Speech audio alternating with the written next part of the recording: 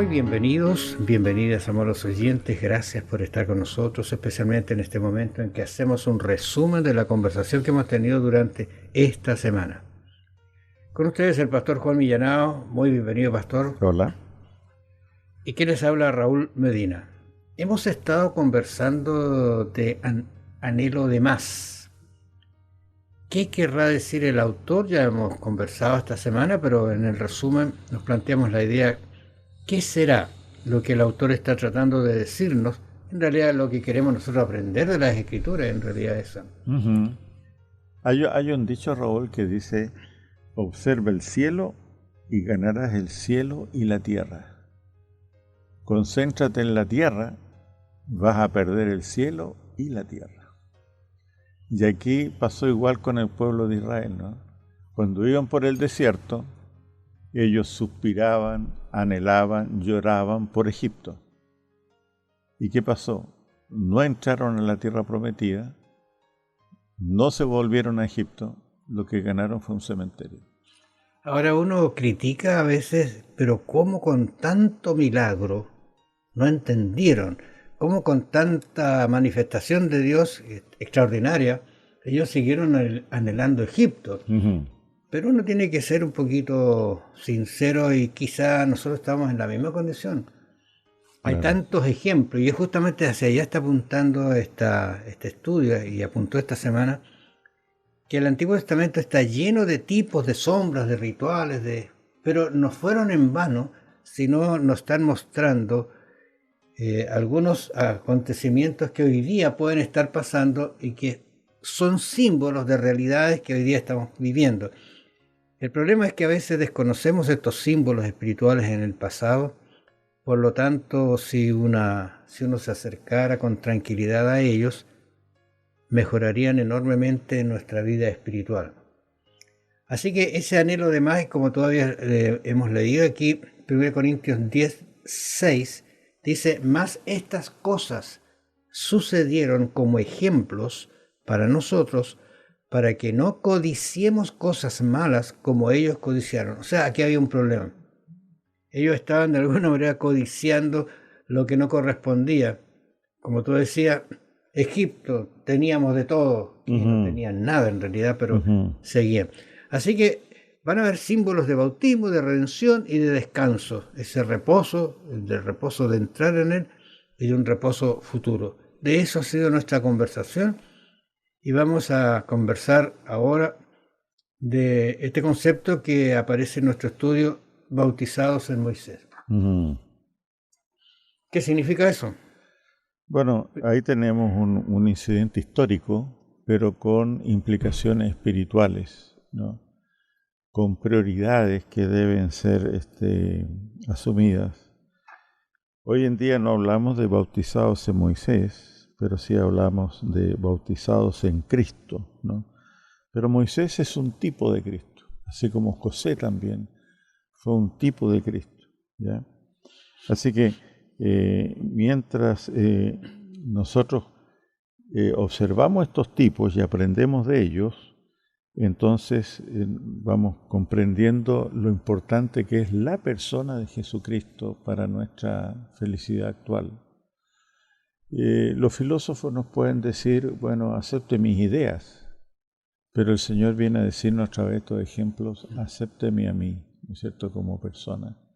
Y esa es la clave para no andar anhelando en demasía o cosas que son completamente inútiles en nuestra existencia.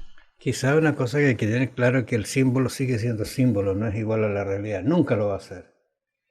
Pero sí nos lleva a entender algunas realidades que existen. Por ejemplo, Pablo diciéndole a los Corintios, capítulo 10:1, dice: porque no quiero, hermanos, que ignoréis que nuestros padres todos estuvieron bajo la nube y todos pasaron el mar. Ahora, ¿qué está diciendo con esto? Que hay un pueblo completo que se dirigía a Canaán y que pasaron por el mar, y que las nubes los mantuvo de noche, ¿no es cierto?, con el calorcito, y de día una sombra. Todos. Por lo tanto, uno deduce que si todos lo hicieron, todos deberían haber seguido ese camino. ¿Y qué pasó? Entonces, muchas veces en nuestra vida espiritual, nosotros como personas, nos pasa lo mismo. Tenemos evidencias, pero indubitables, como dice el apóstol por allí, Ujú.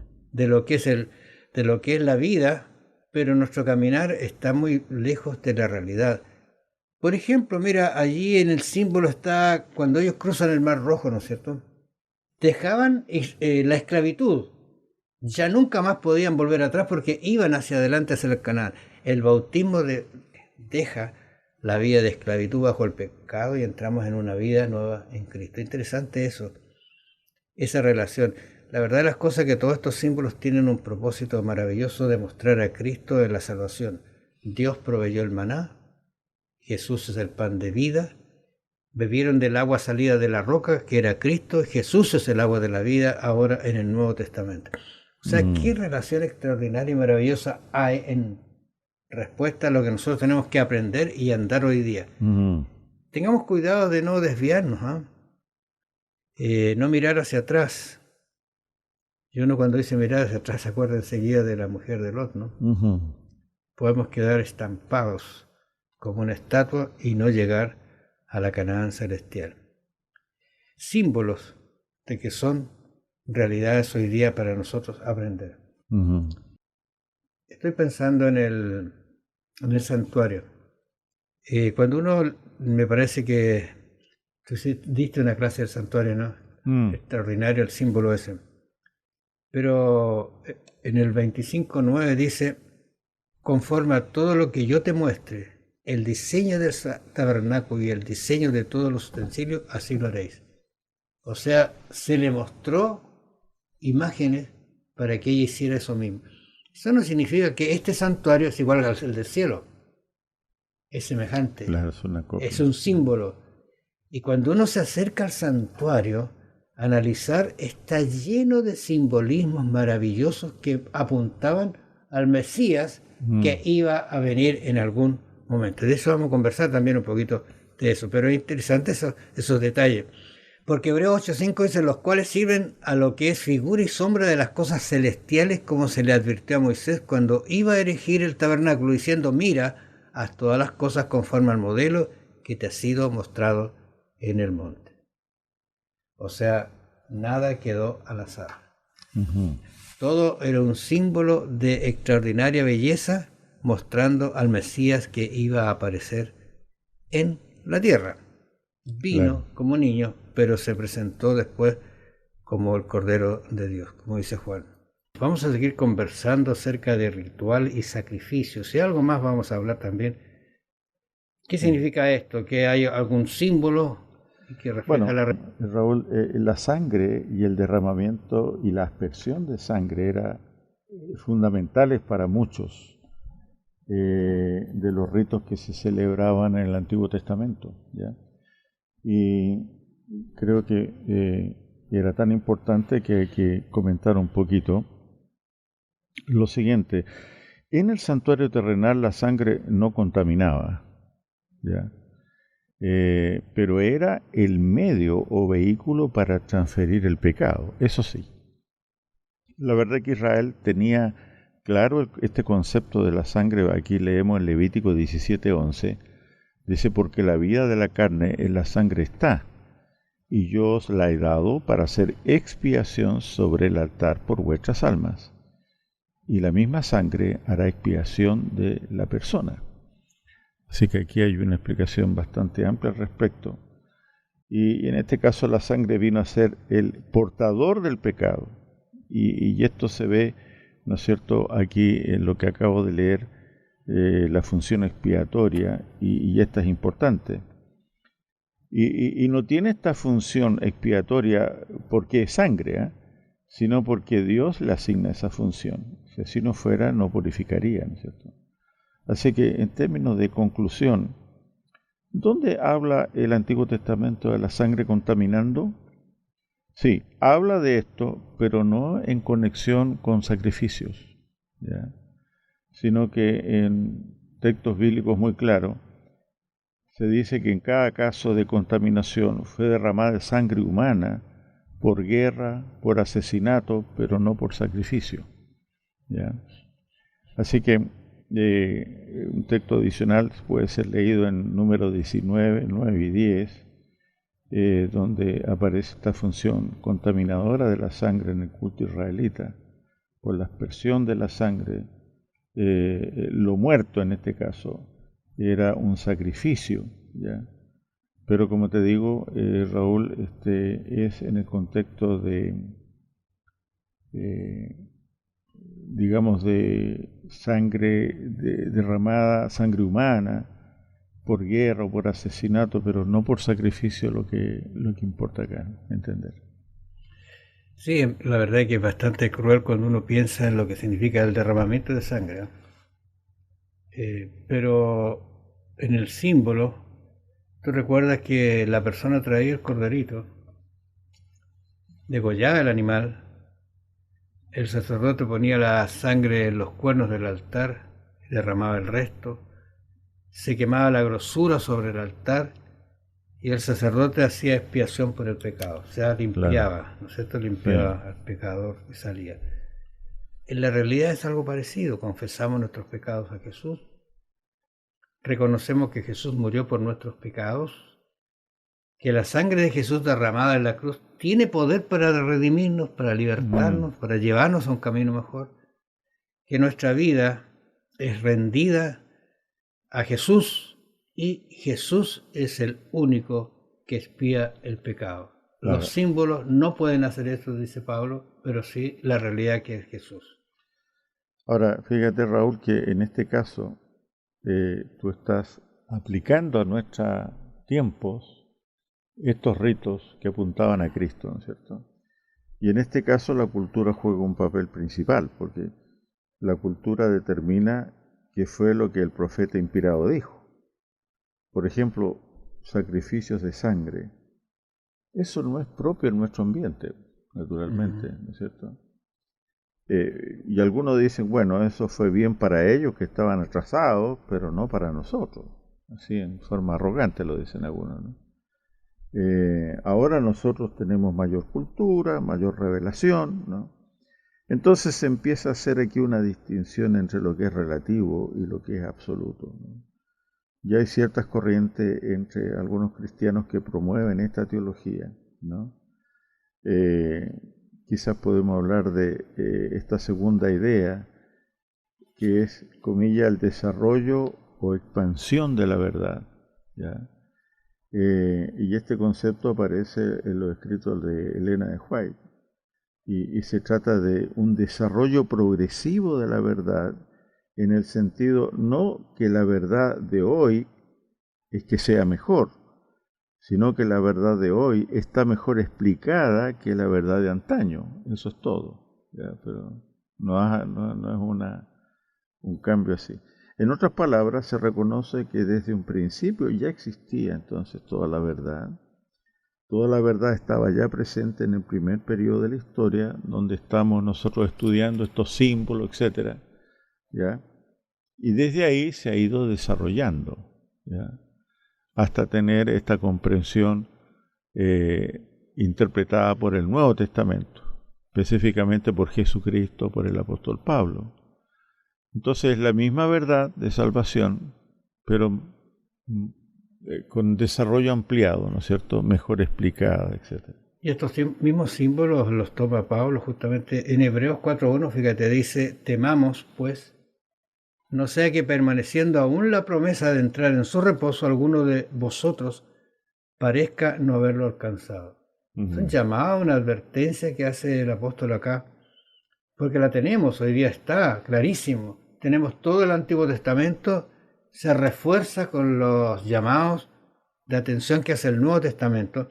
El versículo 2 dice, porque también a nosotros se nos ha anunciado la buena nueva como a ellos, pero no les aprovechó el oír la palabra por no ir acompañada de fe en los que la oyeron. Y aquí pareciera el problema que es de allá y de acá, y de hoy. Claro. Uno no cree. No cree. Y como no cree, no obedece, no hace, ¿ya? Pero en todos los casos, fíjate, ya que hablamos de ritos, de sangre y todo esto, aparece una cosa, la suma gravedad que tiene el pecado, ¿no? Es tan grave el pecado que hizo falta el sacrificio, el sacrificio propio, el sacrificio de un miembro de la deidad, Jesús, para expiarlo, para cubrirlo. La pregunta es, ¿qué debería enseñarnos esto? Estaba tratando de ver acá, fíjate, cómo puedo perseverar. Y la verdad las cosas que perseverar es leyendo la palabra de Dios para entrar en su reposo, conociendo lo que significa eso, lo que es estar en el reposo de Dios. Y Pablo lo analiza de una manera extraordinariamente bien cuando dice, mire, procuremos pues entrar en aquel reposo, hasta el versículo 11, entrar en aquel reposo para que ninguno caiga en semejante ejemplo de incredulidad, fíjate. O sea, él lo halla terrible. ¿Por qué? Porque tenemos que recordar que lamentablemente, por su desobediencia, no entraron en la Canaán terrenal, y podría pasarnos exactamente a nosotros lo mismo, no entrar en la Canaán celestial, que es la promesa máxima que Dios tiene para nosotros. Claro. Sí, fíjate que en la Biblia, especialmente el apóstol Pablo, siempre habla de que hoy es el día de salvación, que hoy tenemos que tomar una decisión. Nosotros tenemos una tendencia, quizás del mundo árabe, al decir, oye, ¿por qué voy a hacer hoy lo que puedo hacer mañana? Nos gusta dilatar las cosas para mañana. Finalmente no las hacemos a última hora. En la Biblia el sentido es de urgencia, de hoy, ¿no es cierto? Y la iglesia del Antiguo Testamento, cuando escuchó las buenas nuevas, simplemente uno y otro día las fueron descartando, despreciando, y los resultados fueron lamentables, ¿no? Por eso que cada vez que nosotros escuchamos esta invitación de Dios, hoy, digamos, significa esto, que no hay más tiempo que perder, ¿no? El hoy de Dios requiere una respuesta y una decisión ahora, ¿no? Procrastinar es una palabra que encierra un concepto que quizás muchas veces nosotros lo tenemos y yo me he encontrado haciendo. Mañana lo hago. Sí. No hoy. A mí me quedó sonando lo que tú dijiste recién, la palabra perseverar, Raúl. ¿Ya? ¿Por qué perseveramos nosotros? Porque Dios persevera en nosotros. Si Dios no perseverara en mí, yo no podría perseverar en Él, ¿ya? Pero Dios nos tiene paciencia, nos aguanta, ¿ya? Y por eso que podemos perseverar. Por eso que la Biblia dice, no dejes. Hoy es el día para aceptar al Señor. Exacto. La antigua voz de la esperanza con Braulio Pérez Marcio decía que el alma es un vaso que solo se llena con eternidad. Pero nosotros insistimos en ponerle otras cosas que nos satisfacen, ¿no? Y no estoy diciendo que la instrumentalidad de la vida, digamos, la vestimenta, el calzado, la comida, no sean necesarios, pero tienen que tener la importancia que tienen solamente. No son medios para un fin, son instrumentos, son herramientas. Pero el fin del hombre es glorificar a Dios, alabar a Dios. Ahí está, digamos, el centro de su existencia. Aludíamos a este libro Reposo Divino para la Inquietud Humana, como un libro que ya es antiguo, pero completamente relevante, que plantea, ¿no es cierto?, el descanso en el Señor y cómo la inquietud humana se puede aliviar o desaparecer cuando Jesús está en el centro de nuestra existencia. Fíjate, el salmista nos recuerda a nosotros este hecho, porque a veces acudimos o pensamos en el Antiguo Testamento cómo fueron tan porfiados, desobedientes, a pesar de todo lo que vieron. El salmista dice, no endurezcáis vuestros corazones como en Meriba, como en el día de Masach, en el desierto. Hace alusión a una rebeldía que ellos tuvieron, ¿no es cierto? Había una razón, pero a veces las razones son bendiciones de Dios que busca para resaltar lo que Dios puede hacer por nosotros. Lógico, faltaba agua, qué sé yo, salió agua de la roca que era Cristo, pero se endurecieron y eso los privó de la verdadera libertad que ellos tenían y que no estaban gozando lamentablemente, porque seguían pensando en Egipto. Y yo a veces he pensado, Cuando hablan de Egipto, ¿no es cierto? Hablan de las ollas, de los alimentos, pero no hablan de los azotes, del trabajo duro. ¿Qué cosa? Sí. ¿No será que hoy día estamos viviendo también? Estamos cerca de un futuro, de un reposo futuro y seguimos mirando las cosas efímeras que nos rodean. Es importante a través del ejemplo de estos casos poner las cosas primeras en primer lugar. Y en este caso, como dicen nuestros hermanos en el Caribe, primero Dios. Ellos tienen esa frase muy... la usan en muchos contextos. Primero Dios. Y qué gran verdad tienen. Bueno, se habla mucho de eso de primero Dios en realidad. Estoy mirando aquí, fíjate, en Hebreos 4:8, porque si Josué dice, les hubiera dado reposo, no hablaría después de otro día. Ese era un reposo que era un símbolo de la Canaán, la realidad. Pero él mismo dice, Pablo aquí dice, por tanto queda un reposo para el pueblo de Dios. Sí. Después, y él agrega en el versículo 10, porque el que ha entrado en su reposo, también ha reposado de sus obras como Dios de las suyas, haciendo un ejemplo de lo que Dios reposó en el jardín. Claro. Interesante que muchos textos vuelven a Edena, vuelven a Génesis. O sea, directo o indirectamente. Los temas de Génesis 1 al 11 se repiten a través de toda la Biblia, en distintos contextos, ¿no? Y finalmente todo se encuentra en Apocalipsis. Claro. Y el versículo 11 termina diciendo, Hebreos capítulo 4, procuremos, pues, entrar en aquel reposo para que ninguno caiga en semejante ejemplo de desobediencia. Claro, por cierto, Raúl, los judíos consideraban que el sábado es un pequeño precursor del mundo por venir. Cada vez que nosotros observamos el sábado y como cristianos, siguiendo el ejemplo de Cristo, estamos celebrando, estamos declarando, estamos anticipando el mundo por venir, donde estaremos directamente alabando al Señor. Y Pablo hace un llamado no solamente a algunas personas, a todos. Gálatas 3:26, pues todos sois hijos de Dios por la fe en Cristo Jesús. Porque todos los que habéis sido bautizados en Cristo, de Cristo estáis revestidos. Es ante esas expresiones. Ya no hay judío ni griego, no hay esclavo ni libre, no hay varón ni mujer, porque todos vosotros sois uno en Cristo Jesús. Y termina diciendo, y si vosotros sois de Cristo, ciertamente linaje de Abraham sois y herederos según la promesa.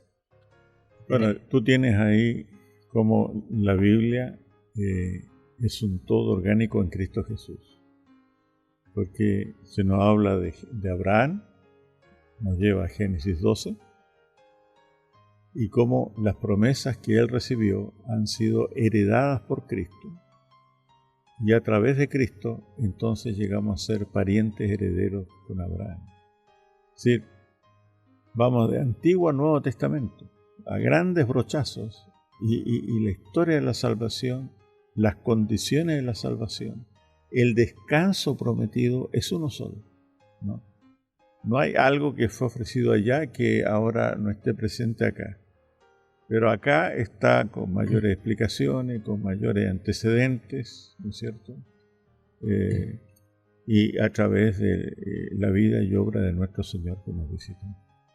Quizás una última palabra para terminar nuestro programa. Tener un conocimiento de Canaán, cantar los himnos de Canaán, regocijarse en la perspectiva de entrar en Canaán, no llevar a los hijos de Israel hasta las viñas y olivares de la tierra prometida. Tan solo podían hacer la suya en verdad, ocupándola, cumpliendo con las condiciones, ejerciendo fe viviente en Dios, aferrándose a sus promesas. Que el Señor los bendiga y los acompañe, seamos uno de los que entremos por la Canaán celestial. Nos encontramos la próxima semana. Bendiciones.